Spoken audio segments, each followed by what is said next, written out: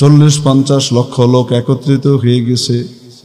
সরকারি হিসাবে উপর থেকে হেলিকপ্টার দিয়ে তারা মেজারমেন্ট করে বলতেছে প্রায় 40 লক্ষের উপরে লোক।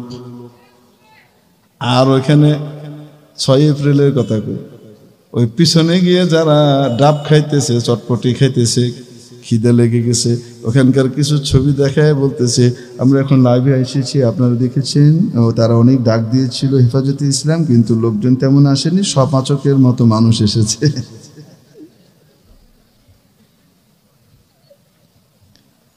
কয়নি কয় না, এই টাইপের কন্যা কেন মনে হয় কয় না। কিয়ামতের দিন সবকিছু ইনশাআল্লাহ ভালো করে দেখাই দেওয়া হবে। মেরে মোহতারাম দোস্ত আজিজ ও বুজুর্গ, বলছিলাম ইমামে আজম আবু হানিফা রহমতুল্লাহ আলাইহির অপেক্ষায় সকলে বসে আছেন। সময় পার হয়ে যায়, ইমাম সাহেব আসেন না। অস্থিরতা শুরু হয়ে গেছে মুসলিম শিবিরে। এর মধ্যে ওদের মধ্যে চাপা উল্লাস। আমাদের বিশ্বজয়ী পণ্ডিতের মুখোমুখি হতে মুসলিম বিশ্বের সবচেয়ে বড় পণ্ডিত ভয় পেয়ে গেছে, পিছিয়ে গেছে। আপনারা মনে হয় বুঝতে পারেননি, অর্ধেকটি ডিম দিলুম, গোটাটাই খাবেন কিন্তু। দাদা চা কি খেয়ে এসেছেন নাকি যে খাবেন বোঝেননি? এদের দাসানুদাস আছে কিছু আমাদের দেশে, আছে না নাই? এগুলার কাজ হলো এই দেশের ভিতরে বসে বসে অন্য দেশের পক্ষে রাজাকারি করা। বোঝাতে পারি না মনে হয়? আমরা পাকিস্তানি রাজাকারও চাই না, আমরা ভারতীয় রাজাকারও চাই না। ঠিক কি ঠিক না? মেরে মুহতারাম দোস্ত আজিজ বুজুর্গ, বলতেছিলাম হঠাৎ হযরত ইমামে আজম আবু হানিফা রহমতুল্লাহ আলাইহি এসে উপস্থিত হলেন। সময় বেশ পার হয়ে গেছে। তারপরে এসে উনি অ্যাপোলজি করলেন, সরি সময় মতো আসতে পারিনি, আপনাদেরকে দুঃখ প্রকাশ করছি। বিতর্ক শুরু হওয়ার আগে আমি একটু আমার কারণটা বলে নিতে চাই, কেন দেরি হয়েছে। উনি বললেন আসার পথে একটা বড় নদী পড়ে, নদীটা পার হওয়ার জন্য নৌকায় উঠবো, দেখি কোনো নৌকা নাই। আনফর্চুনেটলি কোনো নৌকা ওপারে ছিল না। কিভাবে আসবো? কোনো নৌকা নাই। তো অপেক্ষা করতে করতে দেরি হয়ে গেল। তারপরে মান ইজ্জত বাঁচলো, একটা ঘটনা ঘটায়। কি ঘটনা? পাশে একটা বড় গাছ ছিল, সেই গাছটা দেখি হঠাৎ ভোজবাজের মতো পটাপট কেটে গেল, ডালপালা ছেঁটে গেল। তারপরে দেখি ওটা অটোমেটিক তক্তা হয়ে গেল।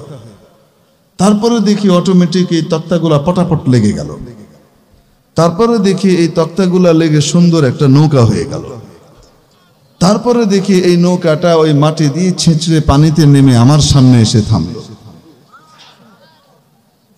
তো আমি বুঝলাম আমার মান ইজ্জত রক্ষা করার জন্য স্রষ্টা একটা ব্যবস্থা করে দিয়েছেন। তাই আমি কি করলাম, ওটাতে উঠলাম।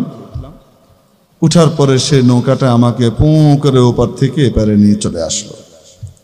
তাই আমি আপনাদের কাছে শেষ পর্যন্ত এসে পৌঁছতে পেরেছি। এজন্য আমি আল্লাহ তাআলাকে ধন্যবাদ জানাই, শুকরিয়া আদায় করি উনার, যে এরকম অলৌকিকভাবে একটা নৌকা আমি পেয়ে গেলাম।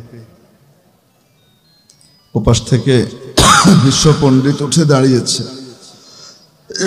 উঠে দাঁড়িয়ে বলছে বড় হতাশ হলাম, বড় হতাশ হলুম, এসেছিলুম বড় আশা নিয়ে, যে আমি বড় কারোর সাথে বিতর্ক করব। এখন তো দেখতে পাচ্ছি এক চাপাবাজ বাইফাট্টাগিরি করা লোক আর এক গপ্পবাজ লোকের পাল্লায় পড়েছে, হয় গপ্পবাজ নয় পাগল। ইমাম আবু হানিফা বললেন পাগল হতে যাব কেন আর গপ্পবাজ হব কেন? উনি বলে আপনি বললেন কেউ কাটা ছাড়াই গাছটা অটোমেটিক কেটে গেল। উনি বললেন হ্যাঁ। কেউ তক্তা বানানো ছাড়াই অটোমেটিক তক্তা হয়ে গেল। আর কেউ নৌকা বানানো ছাড়াই অটোমেটিক নৌকা তৈরি হয়ে গেল, তারপরে ওই নৌকাটা তৈরি হওয়ার পরে আবার অটোমেটিক আপনাকে নিয়ে চলে এই পাশে চলে আসলো। উনি বলেন, জি, অসুবিধা কি? এই সমস্ত গাঁজাখড়ি কথা বলে এই সমস্ত বোকারামদেরকে আপনি বোকা বানাতে পারবেন, তারা আপনার কথায় সুবহান আল্লাহ পড়বে, তা আমাদেরকে আপনি বোকা বানাতে পারবেন না। আপনি তো একটা পাগল, আপনার সাথে কি আমি মোনাজারা করব, বিতর্ক করব? ইমাম আবু হানিফা বললেন, কেন, আমি কি পাগল হলাম? যা ঘটেছে তাই বললাম। তুমি বলছে কোনো নৌকা বানানোওয়ালা ছাড়া এমনিই তৈরি হয়ে যায়, আর তৈরি হয়ে সেটা কোনো চালানোওয়ালা ছাড়া এমনি চলা শুরু করে, এটা কখনো হয়? এটা তো পাগলের প্রলাপ।